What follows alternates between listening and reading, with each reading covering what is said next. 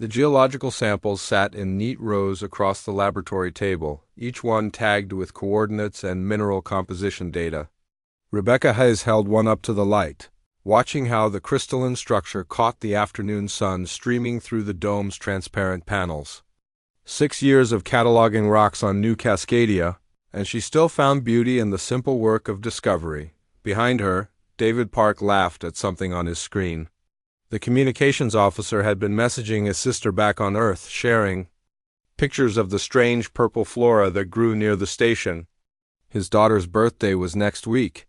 He had already wrapped the gift, a polished stone that shimmered with natural bioluminescence. Research Station Delta 7 hummed with quiet activity. 43 souls living and working on the frontier, far from Earth's crowded cities and political noise. They were scientists, engineers, botanists, geologists, people who chose the silence of space over the chaos of civilization. Alex Carter, the youngest of them at 24, was currently stuck waist-deep in a maintenance shaft, cursing at a stubborn coolant valve. The Fralvek had built their empire nearby, 12 systems of conquest and tradition. Humanity had encountered them 5 years ago during the initial survey of this sector. The meeting had been brief and cold. The Fralvek towered over humans, their scaled bodies built for combat, their culture centered on martial prowess and territorial dominance. They had made it clear that humanity's presence was tolerated only because it was too insignificant to bother removing. Rebecca had met with their local commander once, a formal dinner where she attempted diplomacy over plates of carefully prepared food. The Fralvek had barely spoken, treating her like a curiosity rather than an equal. Still, 6 years had passed without incident. The research station maintained its observations, sent its reports, and minded its own business. The alarm started as a single chime, almost polite. Then it escalated into a wailing shriek that sent everyone scrambling. Rebecca dropped her sample, reaching for the communication panel. David was already pulling up the sensor data, his face going pale. 8 warships had appeared in orbit. Fralvek designs, their hulls marked with the jagged symbols of their warrior clans. No prior contact, no warning transmission. Just sudden, overwhelming presence. Rebecca's hands shook as she opened every communication channel they had. Standard. Frequencies, emergency bands, even the old diplomatic line from that dinner years ago. Her voice stayed level through training and sheer will. This is Research Station Delta 7 to Fralvek vessels. We are a civilian scientific outpost. We pose no threat. Please respond. Static. Then a voice, deep and resonant with contempt. Humans. Your kind spreads like infection. You build where you have no right to build. You exist where you should not exist. Rebecca tried again, desperation creeping into her tone. We have permission from the Galactic Council to operate here. We're not military. We're researchers. If we've violated some territory claim, we can relocate. Just give us time to evacuate. The response came cold and final. Commander Graff does not negotiate with vermin. Your presence ends now. The first strike hit the main habitat dome before Rebecca could even trigger the evacuation alarm. The blast tore through reinforced polymer-like paper, decompression sucking 3 people into space before emergency bulkheads could seal. The second strike vaporized the medical bay where Dr. Lin was treating someone's sprained ankle. Both gone in an instant of superheated plasma. Rebecca found herself on the floor, her legs not working right. Something warm and wet spread across her back. Pain came in waves, making her vision blur. Around her, people were screaming, running, dying. The landing pads exploded in a ball of orange flame. The solar arrays disintegrated under focused beam fire. Alex had been in the sub-level when the attack began. He heard the explosions, felt the station shudder, and knew immediately what was happening. His tablet still showed the communication logs, still showed Commander Grath's contemptuous words. He grabbed the emergency transmitter from the maintenance locker and started recording dot above him. The bombardment continued with methodical precision. The Fralvek weren't just destroying the station. They were erasing it, making sure nothing remained. No survivors, no witnesses. Just dust and debris to mark where 43 humans had once lived and worked and laughed together. Rebecca lay in the collapsed corridor, unable to move, watching through a crack in the debris as her people died. Young David, who had a daughter's birthday gift ready, Dr. Lynn, who told terrible jokes. The botanist Sarah, who sang while she worked, all gone. All murdered for the crime of existing where someone stronger decided they shouldn't. The bombardment lasted 8 minutes.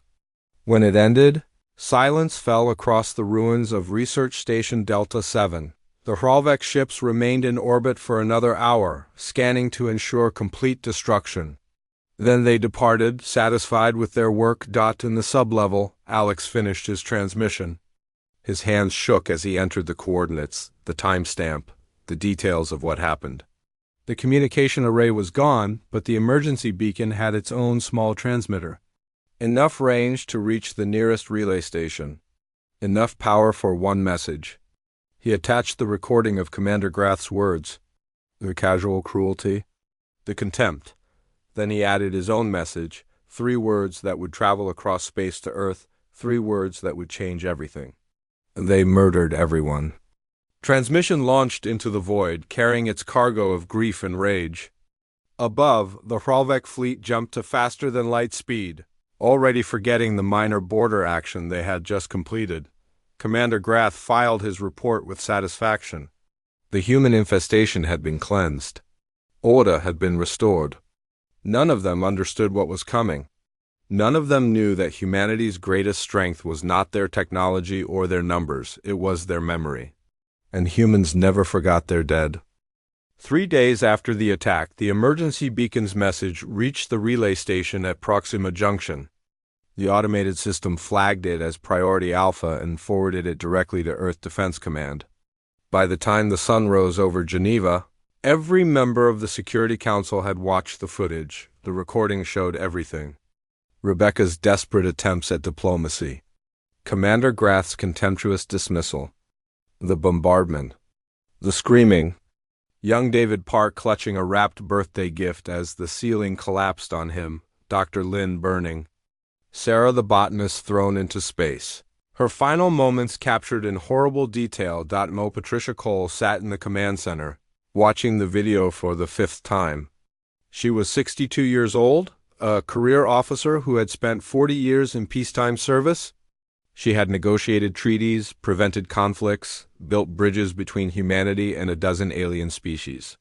She believed in diplomacy, in patience, in finding peaceful solutions. She watched David Park die again, and something cold settled in her chest. "Get me fleet status," she said quietly. "Every ship, every crew, every weapon we have." The orders went out within the hour. Not requests, orders. Every military vessel in human space was to report to Earth immediately. Exploration ships were recalled from deep space missions. Colony transports were rerouted. Even the old patrol boats guarding mining operations in the asteroid belt received the summons. The broadcast went global simultaneously. 12 billion humans watched as Admiral Cole stood before the cameras and played the footage from Station Delta 7, no commentary. No explanation. Just the raw truth of 43 people being murdered for existing. When the video ended, Cole spoke. Her voice steady and cold. "They killed our people, civilians, scientists. They gave no warning, no chance to evacuate, no mercy. They called us vermin. They erased 43 human beings because they could. Because we were weak.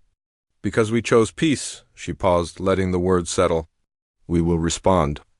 Every ship, every resource, every weapon humanity possesses will be devoted to one purpose. The Hrolvek will learn what happens when you strike Earth's children. They will learn that choosing peace does not mean we cannot wage war. And they will learn too late." The transformation began immediately. Shipyards that built peaceful colony vessels retooled their assembly lines. Factories that produced agricultural equipment switched to munitions.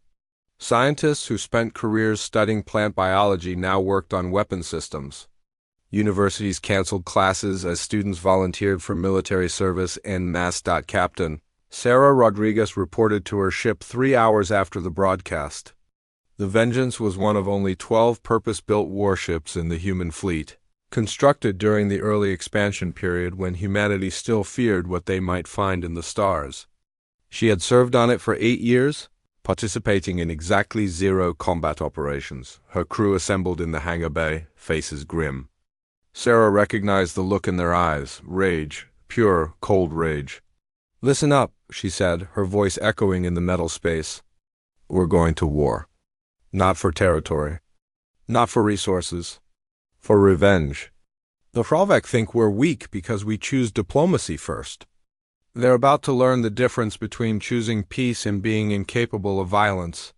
She pulled up the tactical data on the main screen. 12 Hrolvek systems. Hundreds of military installations. Thousands of ships. A civilization built on conquest and war, 10,000 years of martial tradition. They have more ships.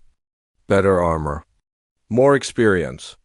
They've been warriors since before humans discovered fire. Sarah zoomed in on the fleet formations, studying the data. But they fight with honor codes. Traditional tactics. Predictable strategies. They've never fought an enemy that doesn't care about honor. They've never fought us. In the research labs beneath Geneva, Dr. Amanda Wright worked with a team of physicists and weapons engineers.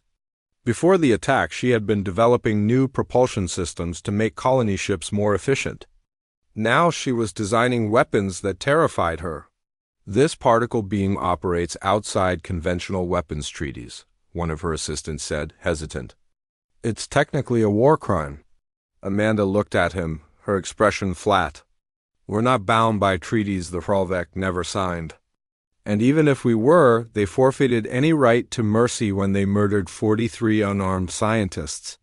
Build it." Across Earth, similar scenes played out. Programmers created AI warfare systems that pushed ethical boundaries. Engineers overrode safety limiters on reactor cores, trading crew safety for raw power. Tacticians developed strategies that focused on total victory rather than minimal casualties. Humanity had always had the capacity for terrible violence. They had nearly destroyed themselves twice in their own history. But for the past 2 centuries, they had chosen a different path. They had built a peaceful society, reached for the stars with open hands, sought cooperation over conflict. The Hrolvek had mistaken the choice for weakness. Admiral Cole reviewed the final fleet roster. 300 ships, some barely finished construction. Crews that ranged from experienced officers to volunteers with 3 weeks of training. It was the largest military force humanity had ever assembled, and it was pitifully small compared to the Hrolvek armada. It would be enough. It had to be. The departure ceremony was brief. No speeches. No grand pronouncements. Just Admiral Cole giving the final order. "All ships, this is command. You know your mission. You know what they did. The Hrolvek wanted to erase us. We will erase them. Every colony. Every outpost. Every world. We leave nothing.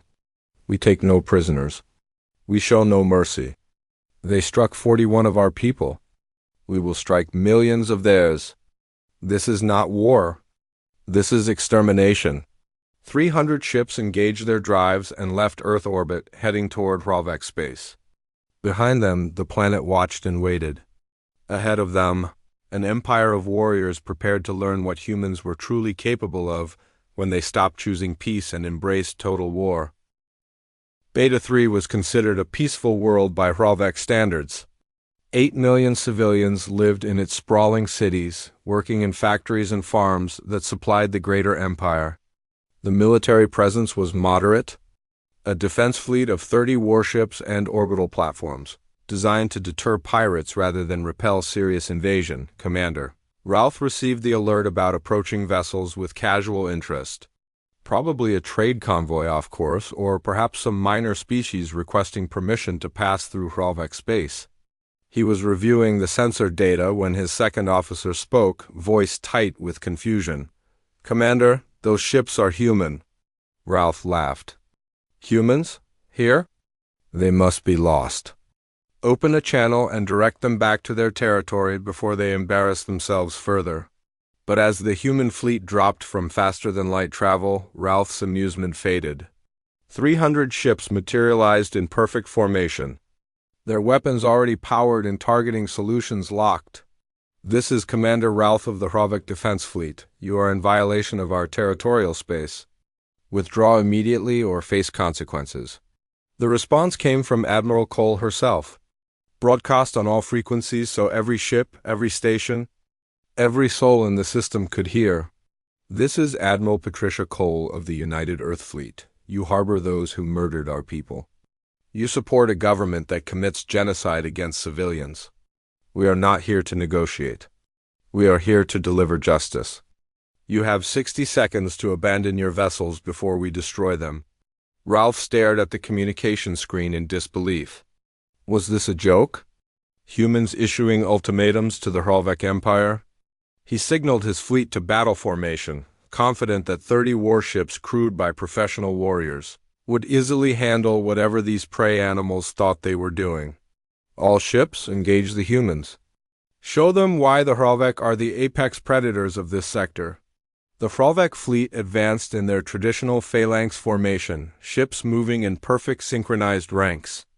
It was a formation refined over thousands of years of warfare, combining overlapping shields and concentrated firepower. Beautiful, honorable, completely useless. Against an enemy that didn't fight fair, the human ships scattered the moment the Hrolvik advanced. No formation. No order, just chaos. 3 vessels dove toward Beta 3's lower orbit, using the planet's gravity to slingshot around at impossible angles. A dozen more burned hard toward the system's outer moon. Disappearing behind it, Ralph tried to maintain formation, but his carefully ordered ranks found themselves shooting at ghosts. Human ships appeared from unexpected vectors, fired and vanished before return fire could lock on. They used tactics no civilized species would consider. They sacrificed damaged vessels in ramming attacks.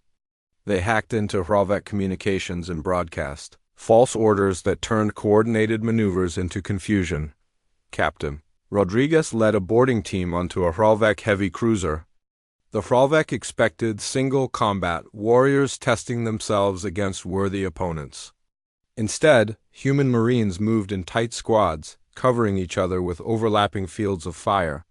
They used grenades in enclosed spaces. They vented entire sections to space without warning.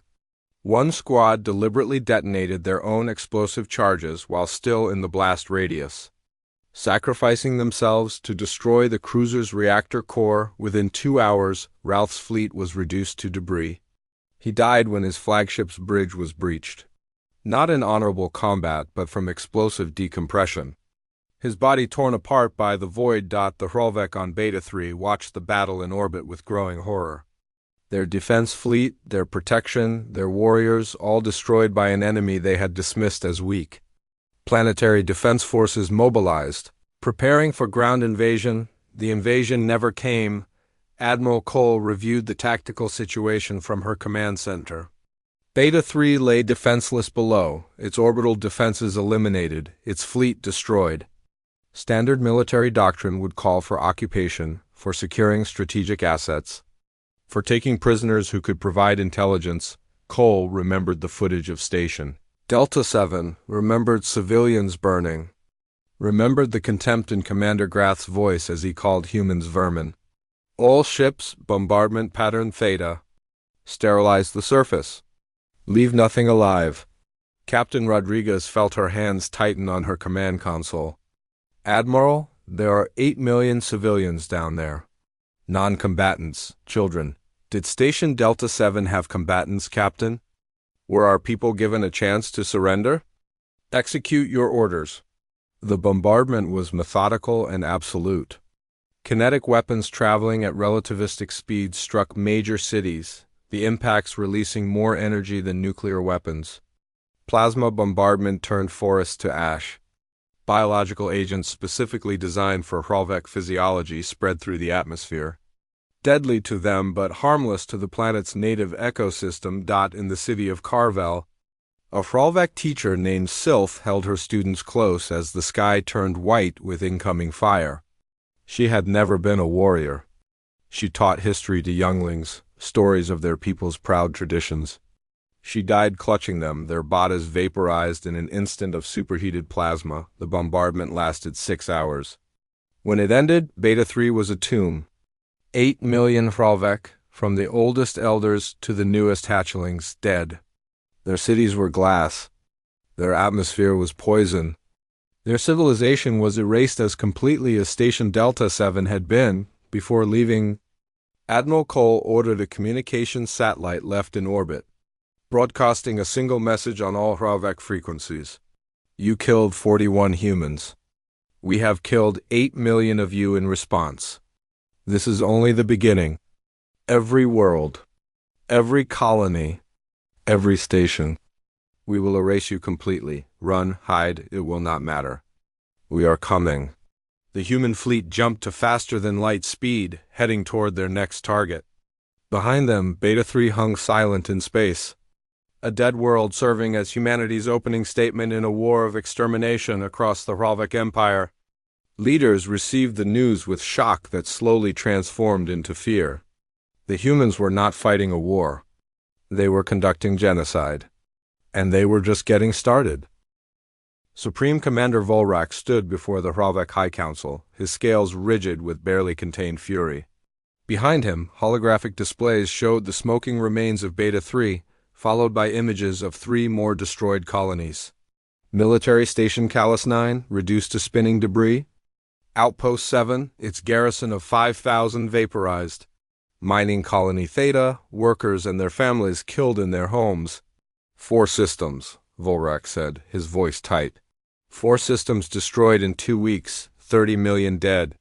And the humans shown no signs of stopping. Council Elder Drax leaned forward, his ancient features twisted with confusion. How is this possible? They are prey animals. Soft, weak, they choose diplomacy over strength. This aggression goes against everything we know of their nature. Apparently we knew nothing, Volrak replied bitterly. Every battle follows the same pattern. They ignore honor. They sacrifice their own ships like pieces in a game. They use tactics we would consider cowardly, and those tactics are devastatingly effective. Our warriors train for honorable combat. The humans train to win at any cost. The council chamber fell silent. 10,000 years of Hrolvek dominance, and they were being systematically destroyed by a species they had dismissed as insignificant on Colony World Delta 5. Kren was packing what little his family could carry. He was a merchant, not a warrior. He dealt in textiles and trade goods, lived a peaceful life with his mate Silra and their 3 younglings. The evacuation order had come yesterday, but there were too many people and too few ships. His youngest, Tesh, clutched a toy warrior figurine and looked up with wide eyes. Father, why are the humans so angry? What did we do? Kren had no answer. He knew about the destroyed research station, of course, everyone did. But it had seemed such a minor thing at the time. Commander Graff had eliminated a small outpost, barely 40 humans. A routine border action. How could anyone have predicted this response? I don't know, child, but we need to leave, now. The evacuation ships were overwhelmed. Millions tried to board vessels designed for thousands. Kren pushed his family toward a transport, fighting through the crushing crowd. Around them, people screamed and shoved, desperation replacing the usual Hrolvek dignity, and the alert sirens began. The humans had arrived. Captain Rodriguez stood on the bridge of the Vengeance, looking at the tactical display. Delta 5 had 12 million inhabitants. The evacuation was barely 10% complete. Below, families ran toward ships that would never hold them all. Children, elders, civilians, who had nothing to do with Commander Graff's decision. Her second officer, Lieutenant Brooks, spoke quietly. Captain, we could give them time. Let them evacuate. Sarah thought about that. Thought about mercy and honor and all the values humanity claimed to cherish. Then she thought about David Park, who had a daughter waiting for a birthday present that would never arrive. She thought about Dr. Lin and his terrible jokes. She thought about 41 people who were never given time to evacuate. Admiral Cole has given the order. All ships, commence bombardment. The strikes hit Delta 5's major cities first. Kren saw the flash on the horizon, brighter than the sun. The shockwave came seconds later, a wall of superheated air that incinerated everything in its path. He grabbed his youngest, trying to shield the child with his own body, knowing it was useless. Tesh single quotes as last words were a question. Why, father? Kren died without being able to answer. The bombardment of Delta 5 took longer than Beta 3 because the human fleet was more methodical this time. They wanted survivors to see what was coming. Wanted them to have time to understand? Wanted the terror to spread, Admiral Cole had ordered. Broadcasted messages before each strike transmitted in Hralvik language on all frequencies. We know there are civilians below. We know there are children. We do not care. You struck first. You chose this.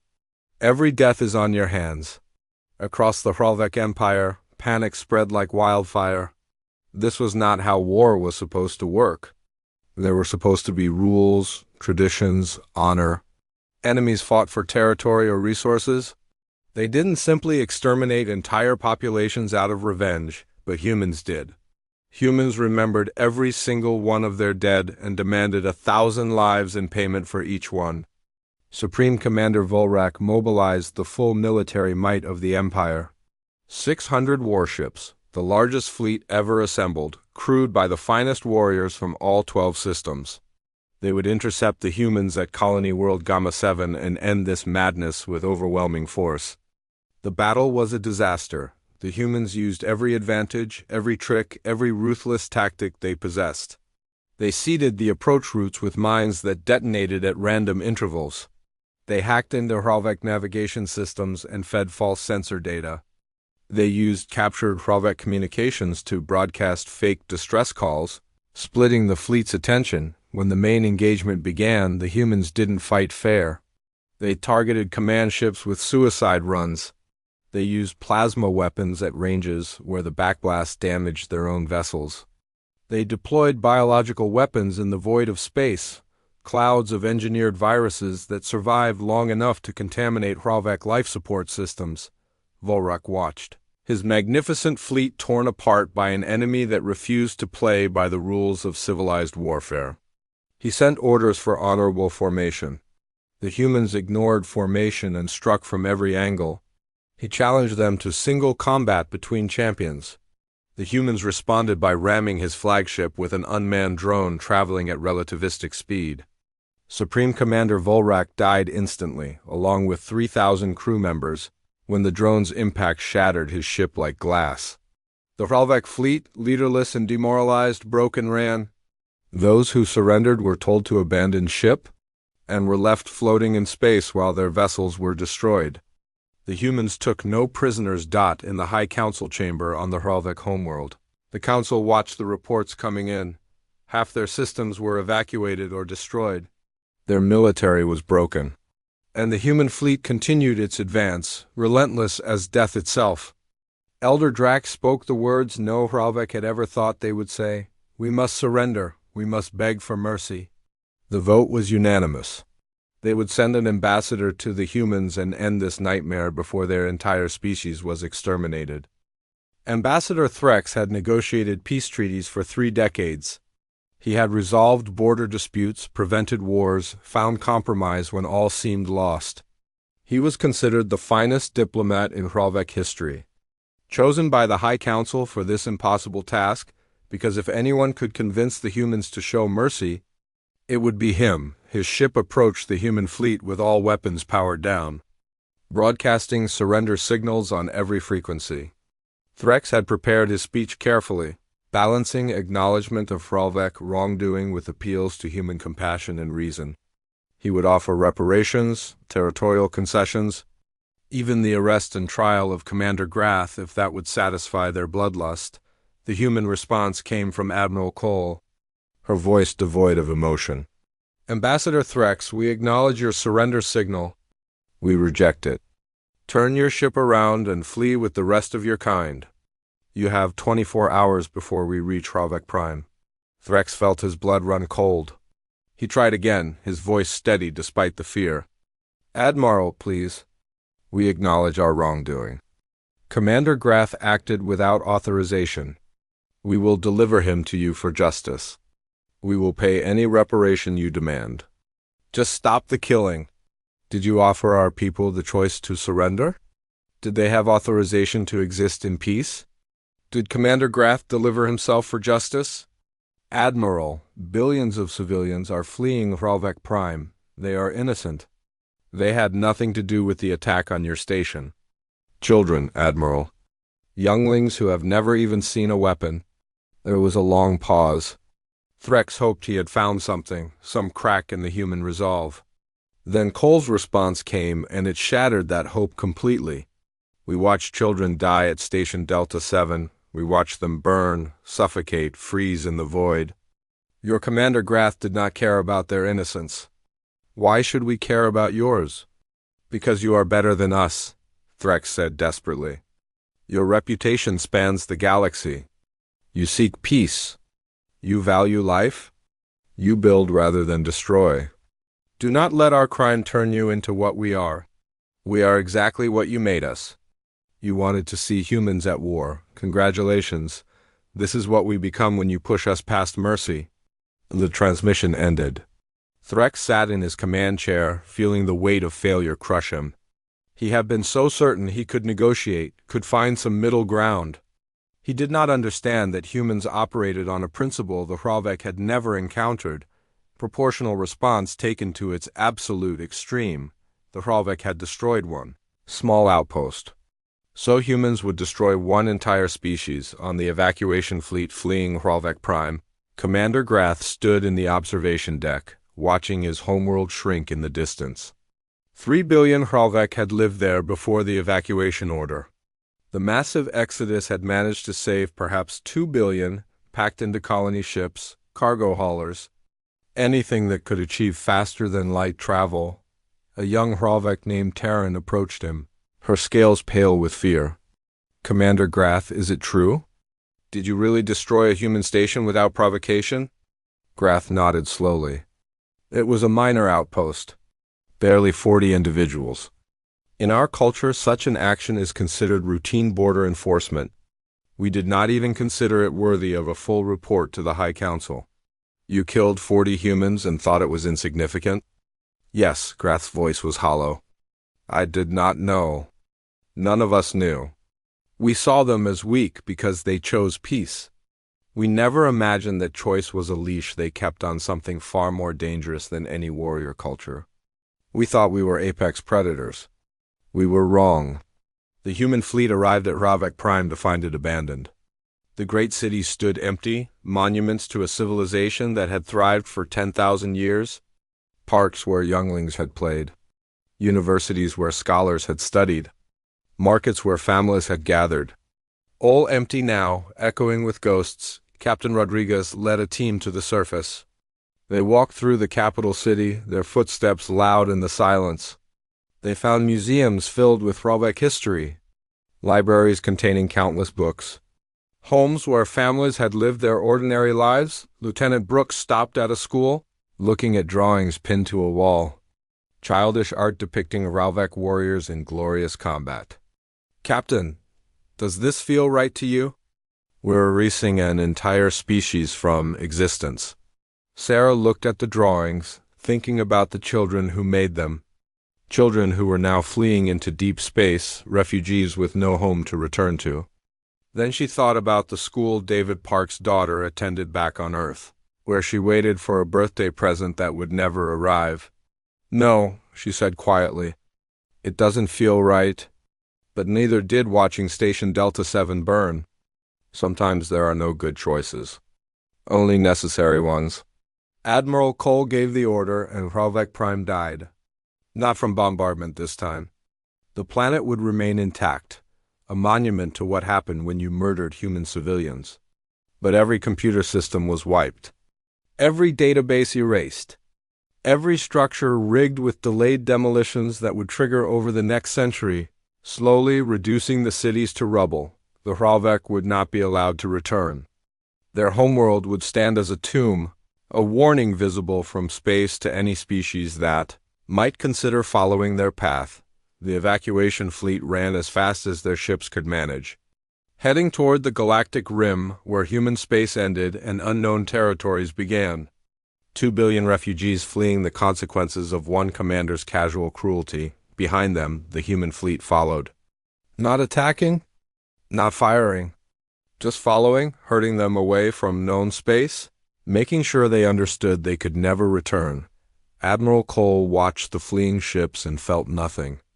No satisfaction. No guilt. Just cold purpose. The galaxy needed to learn this lesson. Needed to understand that humanity's preference for peace was a choice, not a weakness.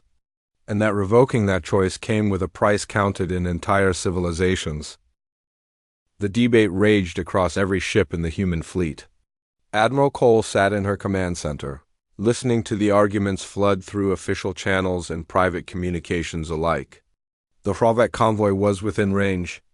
2 billion refugees fleeing into unknown space. One order would end it all, complete the mission. Erase the species that had dared to strike at humanity. Captain Rodriguez had sent a formal objection, something that could end her career. Admiral, they are running. They pose no further threat. What we are contemplating now is not justice. It is genocide. If we cross this line, we become the monsters we claim to be punishing. Lieutenant Brooks had been more direct in his message. We joined the fleet to avenge our people. We have done that 1,000 times over.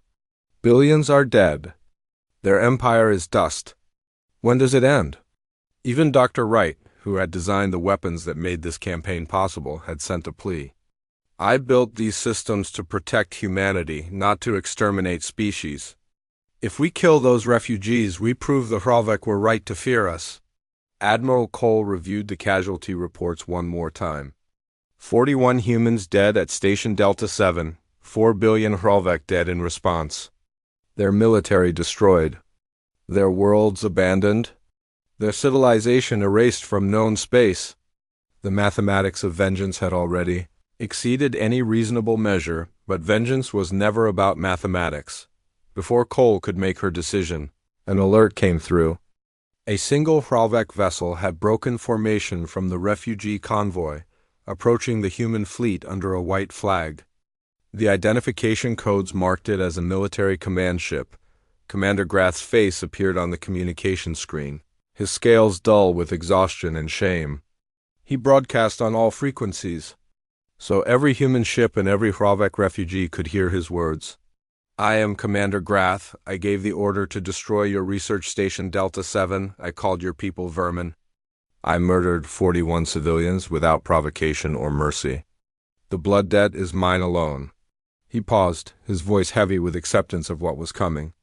These refugees behind me are innocent. They are merchants, teachers, farmers, children.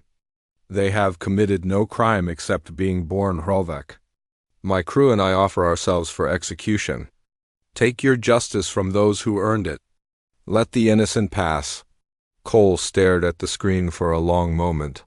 She had imagined this confrontation countless times during the long campaign. She had pictured making Grath watch recordings of Station Delta 7 before his execution.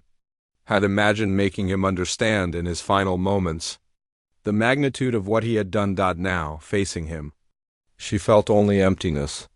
Transport Commander Grath and his command crew to the flagship, she ordered. All other Hrolvek vessels are to continue their current heading and maintain course away from human space. Grath and 15 officers were brought aboard under heavy guard. Cole met them in the shuttle bay, surrounded by Marines and weapons. The Hrolvek warriors looked small somehow, diminished by the weight of what their actions had unleashed. Do you understand what you did? Cole asked quietly. Grath met her eyes without flinching. I destroyed a research station. Killed 41 people. I thought it was a minor border action, insignificant.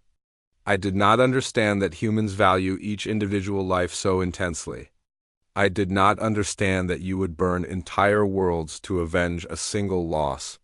We tried to teach the galaxy through peace. You taught us that peace is seen as weakness. So now we teach through fear. Every species that heard about Station Delta 7 will also hear what happened to the Hrolvek. They will learn. What will you do with us? One of Grath's officers asked. You will stand trial for war crimes. The proceedings will be broadcast across known space. You will face justice under human law for the murder of human civilians. And when you are found guilty, you will be executed. And our people? The refugees? Cole turned to look at the tactical display showing the fleeing convoy. 2 billion lives running from the consequences of decisions they never made.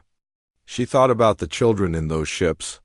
Thought about the teachers and farmers and ordinary people who just wanted to live their lives in peace. She thought about who humanity was supposed to be. The convoy will be escorted to the Galactic Rim and released. They are banished from known space. If any Hrolvek is ever detected in human-controlled territory, again, we will finish what we started. But the innocent will be allowed to live. Grath's scales paled with relief. Thank you. Do not thank me. You and your crew will die for what you did. Your empire is destroyed. Your homeworld is a monument to your failure. Your people are refugees who can never return home. This is not mercy. This is the minimum justice I can offer without becoming the monster you thought we were. The trial took 3 days. Every moment was broadcast to Earth, to the Hrolvek refugees, to every known civilization in the galaxy. Grath and his officers were found guilty of crimes against humanity. The executions were carried out efficiently and without ceremony. The human fleet escorted the Hrolvek convoy to the edge of known space and watched them disappear into the void. 2 billion refugees heading into uncertainty. Carrying nothing but the memory of their fallen civilization, Research Station Delta 7 was rebuilt. Not as a research facility, but as a memorial. 41 statues stood in a garden, each bearing the name and face of someone who died. David Park holding a wrapped present, Dr. Lin with his warm smile, Sarah the botanist surrounded by carved flowers. Every visitor who came there would remember what started this war. Admiral Cole recorded a final message that was broadcast to every known species in the galaxy. We are humans. We choose peace. We seek cooperation and mutual benefit with all species. We will trade with you, learn from you, build together. But understand this truth above all others. We protect our own with absolute commitment. Attack our civilians and we will erase your civilization. We do not want to be what we became during this war. Do not force us to become it again. Across known space, species that had dismissed humanity as weak prey animals quietly adjusted their policies. Diplomatic channels opened. Trade agreements multiplied. Border disputes were resolved peacefully. The Hrolvek became a ghost story, a cautionary tale about what happened when you mistook human kindness for human weakness, and on the edge of galactic civilization, 2 billion Hrolvek refugees built new lives in the darkness between stars, forever exiled, forever reminding their children of the lesson their species learned too late. Humans are dangerous not because they are strong, but because they remember their dead and will cross any line to avenge them.